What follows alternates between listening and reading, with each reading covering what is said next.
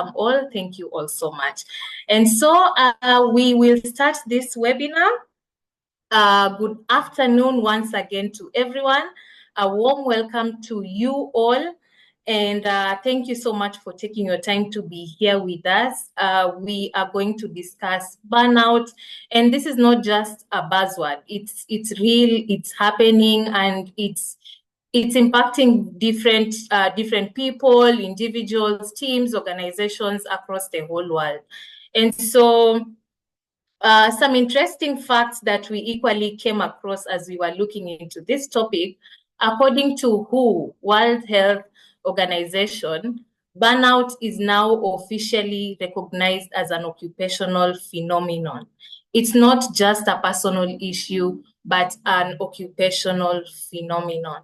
And also, a recent study by Gallup found that 76% of employees experience burnout at work. Yeah, this is quite a high number.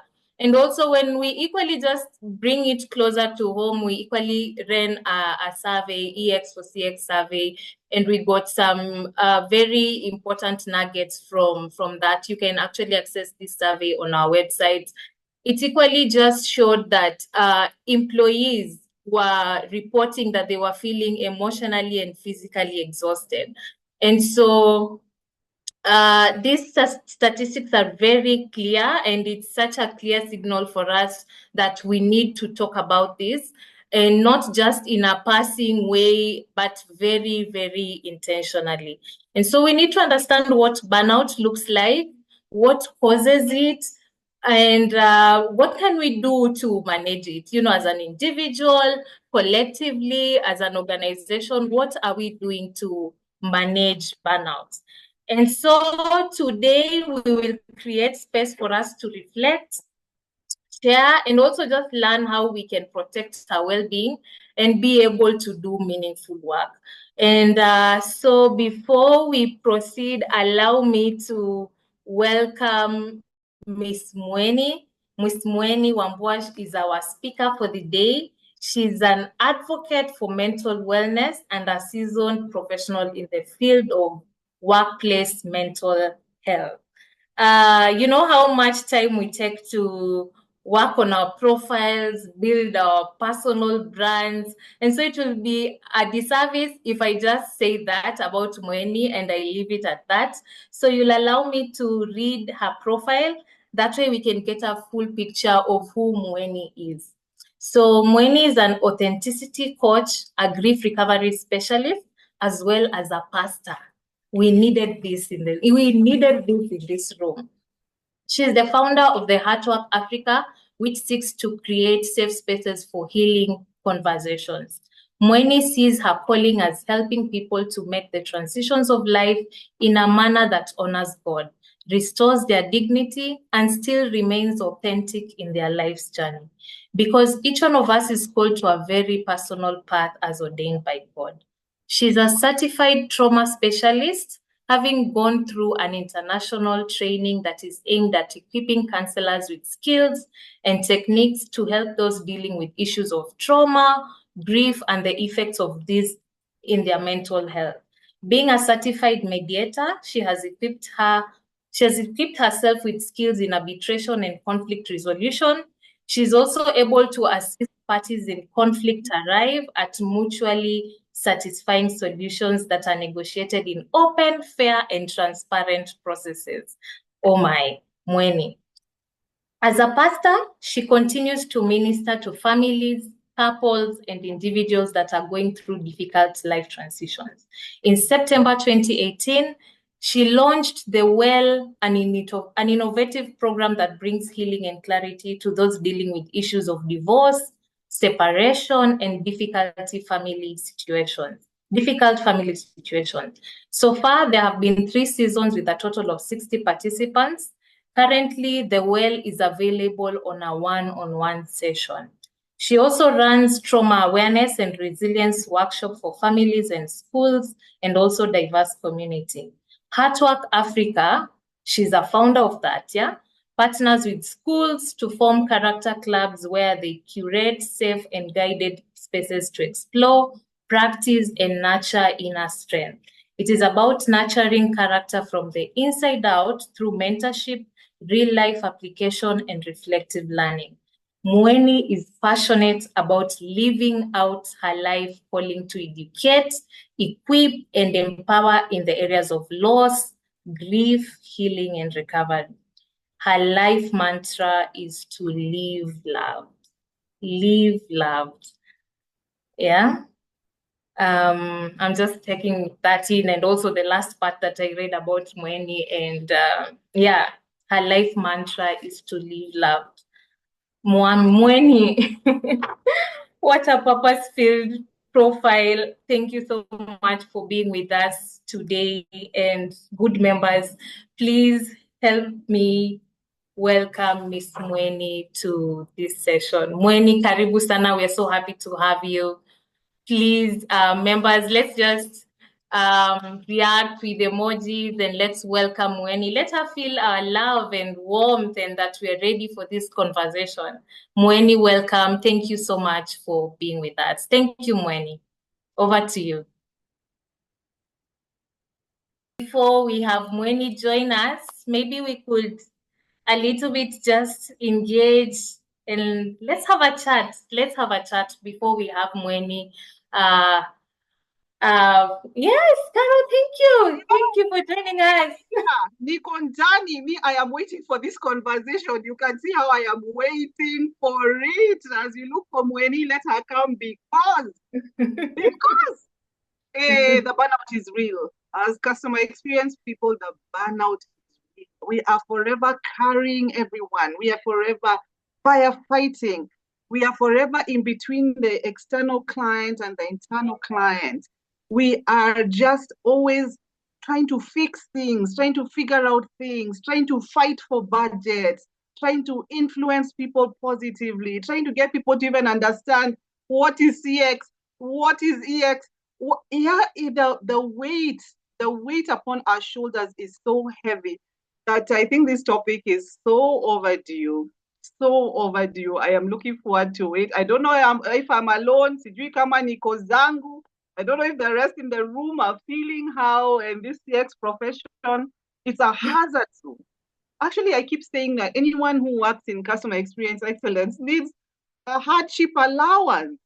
We need a hardship allowance over and above our salaries because hey, where with capital, you know that where with capital W. Hey, hapo ndio tuko. Hey, we are in the war zone. It's the full Armageddon, the full Armageddon. So please, hug a customer experience person next to you. Give them love, you know, have a smile, give them encouragement, even just a word of encouragement to keep us going.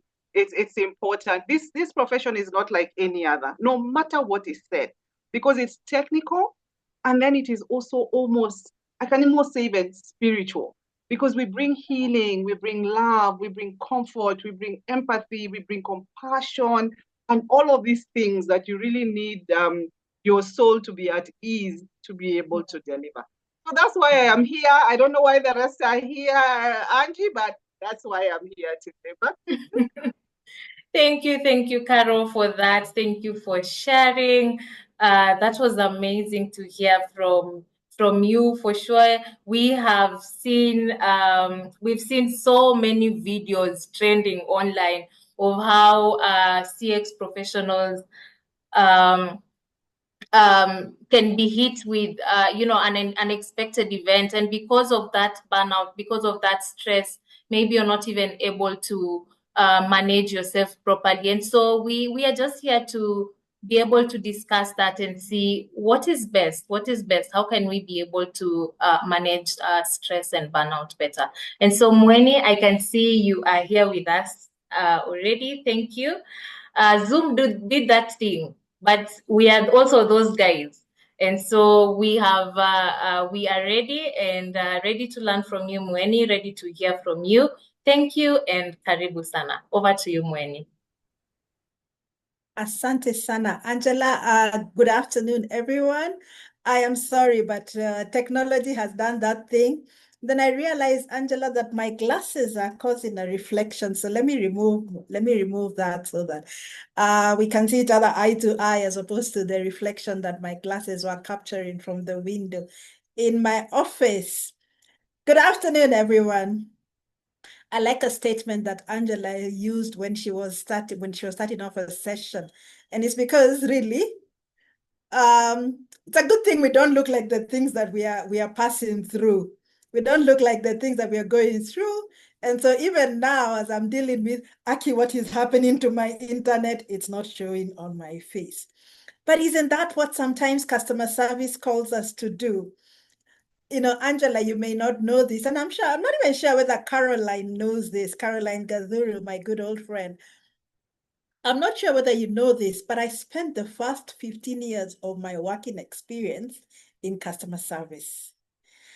And so customer service was one of those places where you get into the office and you leave everything at the entrance and then now take on the work and say, good morning, my name is Mweni, how may I help you? And have to put on that smile and have to put on that energy. And you know, you are expected to make instant decisions in the heat of the moment, under pressure, with very little warning. But this is one question I wish someone had told me then, that now I truly begin to see the relevance of this question. And I'm hoping that as we sit here with customer service professionals and really people whose job entails interface with customers, to be asking yourself this one question every time you deal with a client. Am I adding fuel to the fire, or am I pouring water on it? Because every word, every turn, every facial expression becomes a choice. We may not control the customer's mood. We may not control glitches on the system. We may not control the workload. But imagine we have a choice and control over how we show up. Our intention prepares the road for the impact that we bring. And that's it. Emotional intelligence is not about being passive. It's about being powerfully present, you know, and deciding to show up with clarity and calm when everything around you is urgent and intense. And I am sure as customer service professionals, you know about urgent and intense. I remember we used to be told in that organization where I worked that by the time you're being hired, on your desk, the desk that you will be sitting on a month from now, work is piling. It means that by the time you start your job, there's things on your desk that need to have been cleared last week. And so that begins to tell you that when you show up, everything is urgent, it is intense, and you have to be efficient. But nobody reminds you that to be efficient is also a choice. And to be intentional will go a long way in making you become efficient. And so sometimes we enter into that space, and Aki, our choice is just to survive today. In fact, sometimes with customer service jobs, it is to not lose my job, to not deal with the customer that's going to write that bad letter, you know. But I think the reality is we spend 8 out of our 24 hours in a day at the workplace. It is not fair both to yourself or to your employer to just be on survival mode. We must have a higher purpose. We must allow ourselves to be mentally, emotionally, and physically engaged, whether consciously or unconsciously, but preferably consciously, because whether we are conscious about the engagement or not, it is there. So how about then channeling the engagement in a conscious way?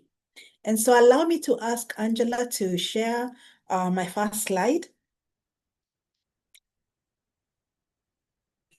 Is it Angela or Emily who's sharing the screen? Yes. Emily's on it and should be coming up in a second. There we go. Okay, there we are. Yes, there we are. Energy flows where attention goes. This quote by Tony Robbins, most of us would know who Tony Robbins is one of those renowned names when it comes to intentional and conscious leadership programs and thought leader in that space. Why does he say that? Because intentions sets the course. Energy follows where your attention goes. What you focus on begins to grow. So where is your energy going? What is flow? What's the flow of attention in that which you're doing? Because we must serve with purpose. We must protect our energy, and we must flow and choose to lead from within us. Where you place your focus, you channel your energy. And that's a fact. Think about it. If I wake up this morning and I think, oh my goodness, it's going to be a bad day, you're definitely going to have a bad day, whether you like it or not, because where your attention goes, because your attention is geared towards all the things that can go wrong. But if you decide, you know what, I'm going to have a good day, regardless of what's going on, then you are going to have a good day, regardless of what's going on. Why? Because energy flows where attention goes. If you decide to have a good day, it's not about, you're choosing to rise above the circumstances. You're choosing to see above. Caroline talked about the one-time economy. You're choosing to rise above the economy, and you're choosing to not let KRA set the pace for your day, but just choose to intentionally engage with your day and show up as yourself. You can move on to the next slide. There's a slide before that, I believe, where we have the definitions. Okay, where we have the intention sets the course. Now, when you look at the intention setting the course, we're looking at the what's the intention? Intention is an internal compass that tells your energy, your action, and your decisions where to go. Now, without intention, you may still be moving, but you're likely to drift, you're likely to react, and yes, you're likely to burn out because you're all over. Now, when you're walking intentionally, every step is aligned with purpose. So number one, what are the pillars of intention that we're looking at this afternoon? Intention is a choice. And this is so important for us to understand that intention is not a feeling. It's not just a vague desire to do better. It is a deliberate decision to know and decide what matters most and how you want to show up. It means that you turn off autopilot and you responsibly take your position on the driver's seat. Number two, direction brings clarity. Now, when you know where you're headed, even if the path is not fully clear, you will make better decisions. You will set healthier boundaries.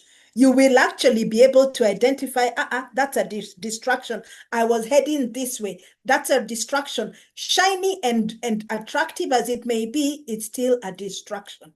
And so intention teaches us to silence the noises and then decide, helps us make the choice on what do I say yes to and what do I say no to. I think it is Anthony Robbins who says, for every for every one yes I make, I have said 10 no's.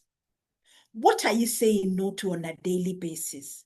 Because whatever you're saying no to is an indicator of what you want to say yes to. But more than anything else, what are you saying yes to? Because what you're saying yes to is an indicator of the direction you want to move to. Yes, you may be saying no to all these things around you, but that's not enough to give you direction. The direction will be clarified by the yes you say. And finally, on the intention, without direction, energy scatters. Think about a fire in the forest. A fire in the forest is very hot and it is all over, but nobody is cooking on the fire in the forest. We cook on fire that is intentional. We cook on a focused fire. We cook on the stove. We cook on a cooker. Why? Because it is not about being busy. It's about being purposeful. When you don't have clarity on intention, your energy will be hijacked by urgency. In fact, it is called the the tragedy of urgency. Your everything is so urgent. Everything is so urgent. You started your day with a to-do list, and because everything is so urgent, your to-do list ends up looking like a wish list. Without intention, you will be caught up in people pleasing, you'll be caught up in comparison, and you will be caught up in the tragedy of urgency. But when you start out your day with intention, you stop chasing everything. You start choosing that which is worth your strength and that which you will say no, yes to. And so I wonder whether we have clarity on what intention is versus what a goal is. Intention is about how you want to be. The goal is about what you want to achieve. Now, the thing about the goal is that the goal is future focused, and the goal is about external accomplishment. But intention is present moment focus. It's about harnessing into the power of now. And intention is about internal alignment. Yeah. And then a goal is measurable at the end point. Did you achieve the goal or not? But intention is an ongoing posture, is an ongoing conversation. Am I intentional this moment? And the intention guides us, and it becomes the why behind my actions. It guides my choices. It guides who I speak to. It guides how I handle stress. And ultimately, it guides what legacy I want to leave behind. For instance, let's think about our relationships with customers, with family, with friends. You step into it and you say, what? In this relationship, I want to listen. I'm not here to fix, you know? And that's it. Once you decide what your intention is, then it will guide the choices that you're going to make on that day. It's going to guide the conversation that you're going to have on that day, because I want to listen, I don't want to fix. I want to listen, I want to understand. I don't want to fix. I'm not here to fix. I'm not a fixer. Okay, give us the next slide, please. Power of choice in the workplace. You know, when we keep talking about customer service, one of the things that we hear a lot, and it's almost a mantra, and I'm not very sure that it is still a well-placed mantra today, but you always hear that customer is king. Yeah. The other day I was talking to a bank and they told me, no, within the bank, customer is not king, cash is king. But that's a story for another day. One of the things that we need to be able to know is that even as you're caught up in the urgency and the intensity of the moment, we always have choice. We always have the power of choice in the workplace. Remember, you may not choose your workload. Honestly, you may not even be able to choose your boss. And oftentimes, you don't choose your client, but you can choose how you show up, you can choose how you respond, and how you care for yourself in the process of serving clients day by day. Why do we need to choose? Number one, choice reclaims agency. I may not control everything, but I'm not powerless. When people work in high pressure environments, it's normal to feel stuck. But when we remember that we have choice, and that's what agency reminds us. Agency reminds us that we are not victims of circumstances. We are actually active, engaged participants in how we respond to the situation. That means instead of reacting emotionally, I can choose to take a pause. Instead of saying they made me do it, you take responsibility for your choices and you reclaim the agency and you say, I thought under the circumstances, this was the best choice to make. So you choose and you reclaim the agency. And when you reclaim agency, you no longer feel helpless or hopeless. You begin to step into the power that's available because you're making choices for yourself. Number two, choice builds culture.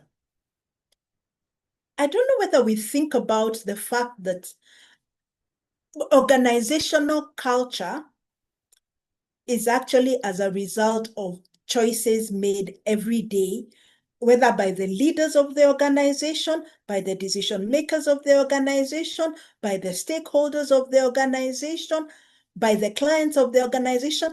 Every organizational culture is not dictated necessarily by one side of the spectrum. Organizational culture is dictated by a collective. And so choice builds the collective culture that we are creating. Now, that means that every decision that is being made is a contribution to the environment that is being created. And the environment is created how? By the culture you're building. So we have choices. We have choices on whether to serve this client or not, whether to do this or that, whether to, we have choices on the big decisions, but we also have choices on the small decisions. We have choices on the major decisions. There are other decisions we may not have choice about. We may not have choice about whether KRA will wake up tomorrow and decide to slap us with new taxes, but we have a choice on whether we are going to comply and run our business above board, or we are going to start doing things under the table. Choice builds culture. What culture are you building by the decisions you're making every day? Number 3, choice strengthens boundaries. I don't think we talk about boundaries enough when it comes to customer service professionals. I remember many years ago when I was working in customer service, and I remember my boss tells this story very well, because we shared a little office in a certain complex that had a lot of international and expatriate clients. And so this young girl walks in, and we had been dealing with her on phone about an issue for about a week. For the record, I was very expectant. Okay, so this young girl walks in, because the reason why it's a young girl who walks into my office is because she's the only one who understands English. Her mom does not speak English, so she comes in with her mom, but her mom is behind her because the girl is the one who's come to make noise at this customer service person. So this girl asks me, do you know how to think? Do you understand English? My boss says, in that instant, she was sure I was going to snap and hit that girl. Luckily, my boss stepped in and took over the situation and said, please go for a walk. My boss actually asked me, please go for a walk. And when I stood up to go for a walk, the mother says, oh, sorry. And it was just now that I stood up and they realized that they're making noise at a pregnant woman. But guess what? It didn't need to come to that. It didn't need to come to that. If I knew then, I would have known that, no, you're not going to talk to me that way. That way I'd be able to protect my mental health, protect myself, walk away, hand over that client to somebody else and strengthen my boundary, because again, the whole toxicity of the culture that we allow when we say customer is king. Sometimes customers are actually toxic. And I know it's hard to say this in this economy, but there are customers that we need to let go of because of our own well-being. And sometimes you'll find that customer that you're not letting go of because of your well-being, because they treat you badly, because they talk to you badly, they most probably treat your payment badly. They may not necessarily be the best of payers. They may not necessarily be the ones that respect your rates. They would be the ones that disrespect your rate, because guess what? As you do one thing, you do everything else. They disrespect you, they disrespect your rates, they disrespect your deadlines for payments, they disrespect your processes. Choice strengthens boundaries. We have a choice to choose service that honors our sanity. Number 4, choice empowers resilience. I may not choose the moment. I may not choose the client. I may not even choose the circumstances, but I choose my mindset. When seasons are difficult, your mindset is the one tool you have to navigate stress. You cannot change the storm, but you can choose to anchor yourself in values. What values am I going to walk in, even in this very difficult situation? What values am I upholding in this space? Choice allows you to see the challenge as a growth moment instead of a punishment moment. Number 5, choice aligns with intention. I choose to be intentional, not just intense. We thrive when we act with purpose and when we act from a place of purpose and not pressure. Because every day we choose how we show up. We show up with clarity, we show up with care, we show up with courage, and therefore the choice that we have made will align with the intention that we have set for the day. You can give us the next slide, my dear.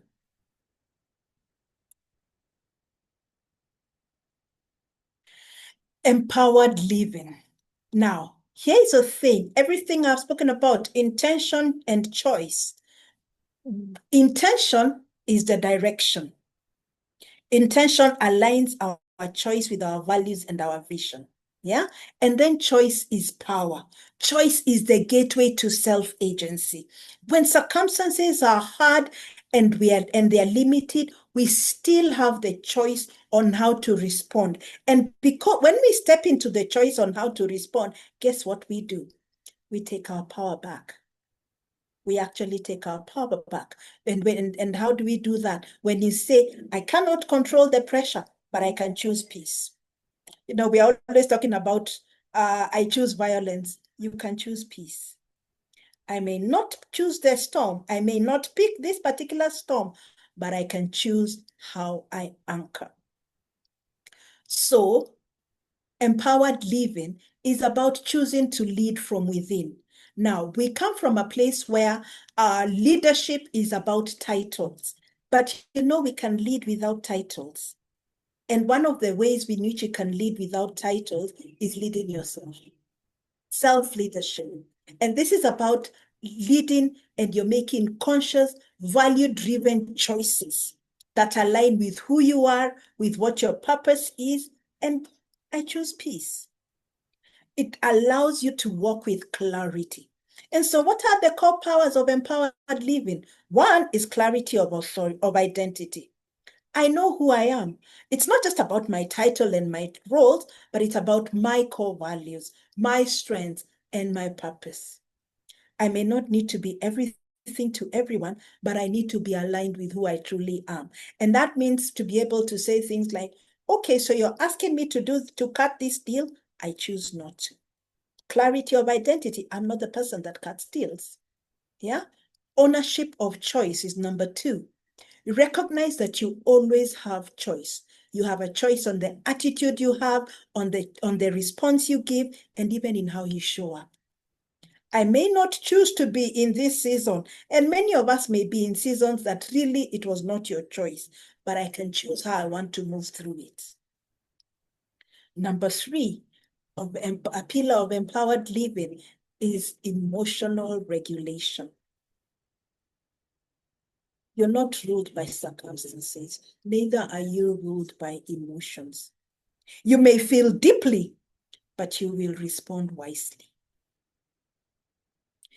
I usually say that when you think about emotions, think of indicators. You know, when you're driving and then think about you're on the road and someone ahead of you is driving and they indicate that they're turning left and then they turn right, or they indicate that they're turning right and then they don't turn at all. It's very confusing. But when we are clear about our emotional responses to situations, when we are emotionally aware of of where we are, it means then you can be able to regulate yourself. And this is the place where I take a moment and pause and speak to our heads of departments. If you're leading a customer service team, There may be situations where you may want to change the players in your team and decide who's going to go on the front line and who you're going to put on the back line. I remember we used to do that all the time in an organization that I worked in, and it would be sit down and find out on Monday morning, sit down and find out what's going on with everybody. If you have that person who's been bereaved, that's not the person to put at the reception. That's not the person to put at the switchboard. That's a person to put UKO behind where they're dealing with emails. Learn to be human in how you deal with people, because if you do not help people and put them in situations where they're emotionally going to be able to regulate themselves or the job is going to cause triggers, then you're going to have double trouble. If you're able to have an assessment and say, you know what, you're in the right mind space, you go on the front line. Nobody will put the soldier on the front line when the soldier's capacity to be on the front line is compromised. So why would we, as heads of departments, put people whose emotional capacity to handle intense situations is being compromised, not by choice, but by life situations? Maybe they're dealing with a sick child. Maybe they're dealing with a sick parent. Today is not the day to put them on the front line, because today they need to be in a place where when the phone rings, they can actually be able to answer. Many of us know that in our front lines, most of the time, you may not be able to answer that call because you're on the switchboard, because you're at the reception, because you're the customer interface first point of contact. Can you swap that person for the day, for the team, so that now you put for the team someone who is better placed to respond to this? I think, Angela, emotional regulation, emotional intelligence, emotional awareness is a whole new seminar. So this is me saying, invite me again so that we can have a conversation around that. Number four pillar of empowered living by intention, not reaction. When you live from a centered place, when you decide I move with clarity, not chaos. I choose meaning over motion. I choose intent. I choose impact over attention, because we're living in a world and a pace where everything is coming at you hard and fast. And so it's very easy to get caught up in the chaos of the day. But how about rising and making the choice that it's not the chaos that will decide the day? It's the clarity I have about my intention for the day that is going to make me, that I'm going to make my decisions from. And what does that mean? It may mean take a break every so often. After dealing with a very intense client situation, take a break, take 10 minutes, go sit somewhere, relax, drink water, count 1 to 10, take a walk. That way, you're not going to be dealing with, you're not going to be operating from a place of harassed. And number 5 actually begins to speak into this. Resilience is rooted in rest. Customer service people, customer service professionals need rest. Customer service professionals are on the line of fire every day for whichever organization they work in. Now, I worked in an organization where they said everybody is customer service. But guess what? Even though everybody was customer service, there were some that were on the front line. And then there are some that were, they are behind, even when you're going to war, there are people behind the troops, carrying the luggage of the troops. Now, those ones behind the troops, carrying the luggage of the troops, will not get the first arrows. The first arrows will hit the front line. Now, your frontline people must be protected. Your frontline people must be taught how to protect their boundaries.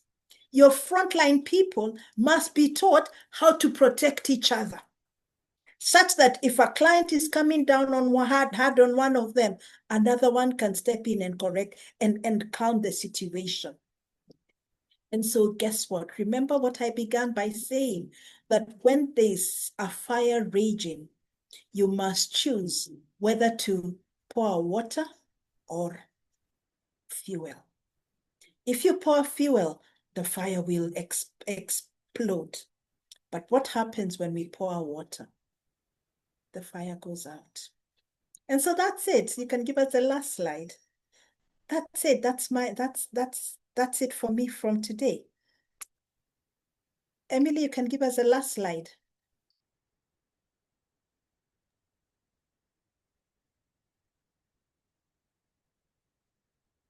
Okay, again, technology has done that thing and Emily has gone off. Let me see whether I can share that last slide. I love that last slide.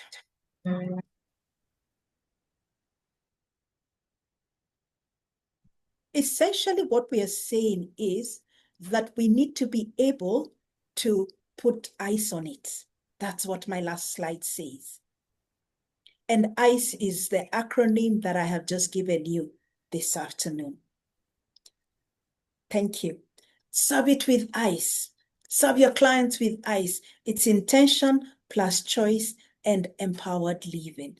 And we always have capacity to serve it with ICE as frontline customer service professionals. Thank you very much. Awesome. Thank you so much, Mweni. As you were speaking and sharing that, I actually, there's a question that came and I was like, for anyone who joined and maybe caught us midway, and this question maybe, when if you answer it, maybe it would equally summarize it for us. Is it fair to say that managing stress and burnout is ultimately like a personal journey? Does the answer come from within? Like, do you have to take ownership of that journey? Does that answer lie with you? Is it a personal journey for you to be able to manage stress and burnout? It's a personal choice. And once you make it a personal choice, then it sets you on the journey. Now, like every other journey, there are bumps, there are milestones to be noted. There's a pit stop, there's a puncture. So yes, just because I've made a personal choice that I'm going to not allow myself to get to burnout does not mean that there are not going to be incidences that come my way that make burnout a possibility. But it is for me to create a level of self-awareness where I say, I need a break. I need to take a Saturday off and just rest. And we need to learn to pace ourselves in every journey that we are on. Thank you. Thank you so much, Mweni. Good members, the floor is now open. Mweni will be taking questions from us. Do we have anyone with a burning question or a comment, something that we'd like to share with Mweni, or a question? Please, you can put the questions on chat, or you could equally just unmute and share the same. So Caroline says, thank you, Mweni, for the strategies on how to handle burnout. That's an appreciation from Caroline Kusimba. And thank you so much, Caroline Kusimba, for joining us. Anyone who would like to put out a comment or ask a question? Caroline Kusimba has her hand raised. Yes. Carol, please proceed, unmute and proceed to share your comment. Thank you. Thank you, Pastor Mweni, for those strategies. It really helps. And I believe it's not just for those facing customers on an everyday basis. For me, as a coach, yeah, sometimes we also get burnout just dealing with people. So I have a question and just a clarification. On the point number 2 of choice, I missed out on something, and I think it was important for me. Choice strengthens boundaries. We have a choice to choose service that honors something you said. I didn't get it. And then the other one is, I don't know if you heard about the scenario of a Kenya Airways staff where a passenger threw used pads to them, what to or recommend for the staff after going through such an experience, and two, to the management for Kenya Airways in terms of how do you protect your staff from such an experience in future? Because at the end of the day, I believe both parties are important. The customer and the staff are important, and we need to come to a place where there's a win-win. So how do you balance the two? Thank you. I like that question, and it's interesting that you raised the issue of that client, because I actually did, as I was prepping, it was the one that came to mind when I was thinking about extreme customer service experience situations. First of all, it would be my first point thing that I would do if I worked for KQ HR department. The first thing that I would do would be call a debrief for the team that was on duty on that day. A debrief, because that incident was an assault to the dignity of all the members of that team. It was, without a doubt. I cannot imagine what it must have felt like. And sometimes, imagine organizations must realize it's not just enough to debrief the team. Some people may need further support, even therapy. Because also remember, these people who are in that team, their mothers, their fathers, they're going home to children, they're going home to family members who will be like, so when I'm annoyed with you, I can throw at you things. It is important at the end of the day that our employees feel that they are safe with us. Second thing that I would do, and I am not sure whether Kenya Airways has capacity to enforce that, is to make sure that that lady never rides with us again. You know the way airports, the supermarkets put mugshots and say, this person stole. Her passport number, everything would be shared on all KQ points, such that should and be just put off the radar, so that, and be flagged. Anytime she buys a ticket, something goes off on the system and says, this is the person that we are dealing with. This is the person that we need to make sure doesn't ride. Because guess what? Our employees need to know that they are actually protected. Those would be the primary things to do, because you can only know about the customer that you had yesterday. You cannot tell about the customer that you will have tomorrow. However, you know about the client, the employee that you have today, and hopefully the employee you have today is the employee you have tomorrow. So the constant is the employee. You cannot start making your decisions based on the variables, but you can make your decisions based on the constant. And the constant is protect your employees. For the lady is to find out whether she can get support, because in that incident, in that space, one of the things that you need to do is de-escalate the situation. Take her aside, take her to an office, take her to another room where she can be dealt with without interrupting every other person. Because, by the way, behavior is very contagious. Once she's out there throwing things at people, the next person will throw a shoe. And we've seen shoes being thrown.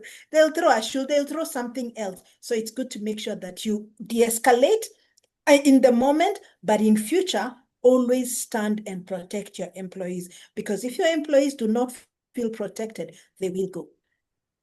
I hope I've answered your question, Karen. Yes, you did. Thank you.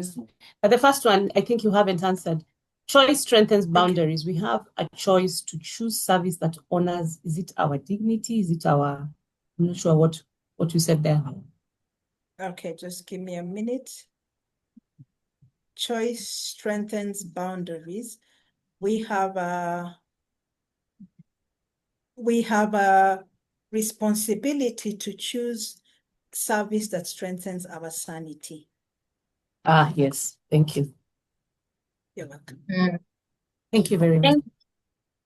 Thank you so much, Carol. Thank you for joining us. We also have another question, Wendy, for you from Lucy. She asks, what makes our ability to cope different? There are many factors that influence how we cope with situations.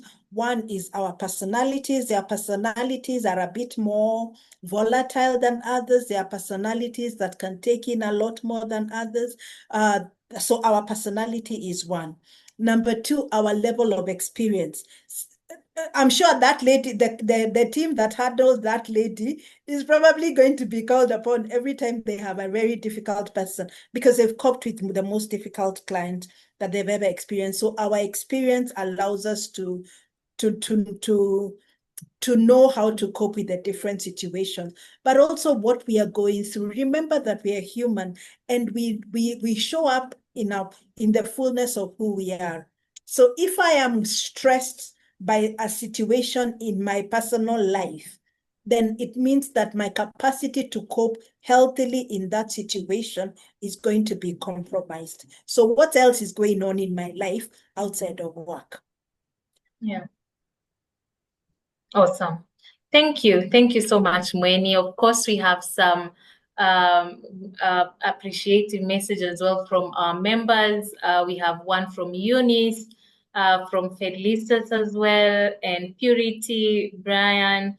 Maybe we can have a look before we close. We can just look through and see what our good members are saying. But they are really, really appreciative for your time and the important message that you've come to share with us today. From ICX, we say asante sana for this insightful session. You've really helped us to reflect on how we can be able to manage burnout and stress, and what we could possibly even do as individuals to be able to prioritize our mental wellness. Yeah. And to our members and guests who've showed up today, thank you so much for taking your time to be with us. It's because of you that these webinars are even possible, and so we truly, truly appreciate you. Put eyes on it. Carol, I can never miss to read your message because they're short, they're interesting and exciting and all that. And so Carol tells us that we should put eyes on it. Wonderful tips and strategies, asante sana. And we echo the same from ICS. Thank you so much, Mweni. So before we close, allow us to quickly share some important announcements. For all guests who've joined us today and they're not members of ICX, please karibu sana to this amazing community of ours. We're going to put our number on chat and we can chat on the side. And you know who ICX is and what a great community we are and how we can just grow each other as a CX professional, grow you as a CX professional as well. And so I'll ask my colleague Emily to put our number on chat, and you can reach out to us there and we'll be able to communicate some more. Second, we have our CEO Breakfast Forum coming in on the 20th of August.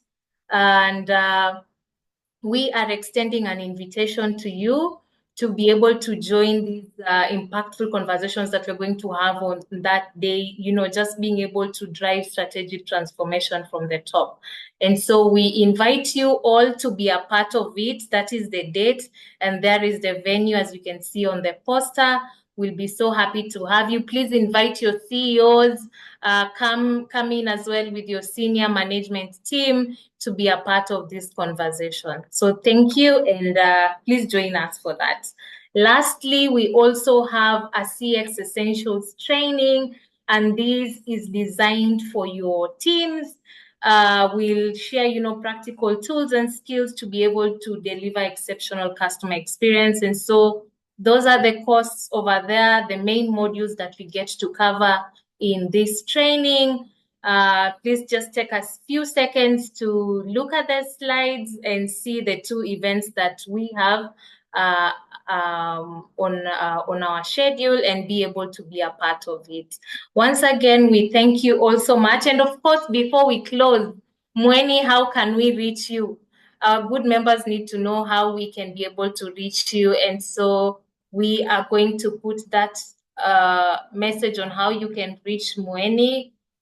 Let me just pull it out. That's her address. Yes, Mweni.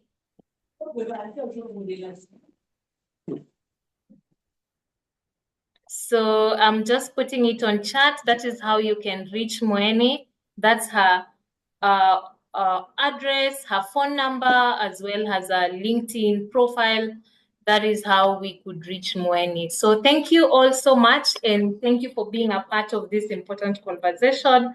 Let's keep prioritizing wellness and supporting each other at our workplaces. Have a wonderful afternoon, and asanteni sana. See you in our next webinar. Bye.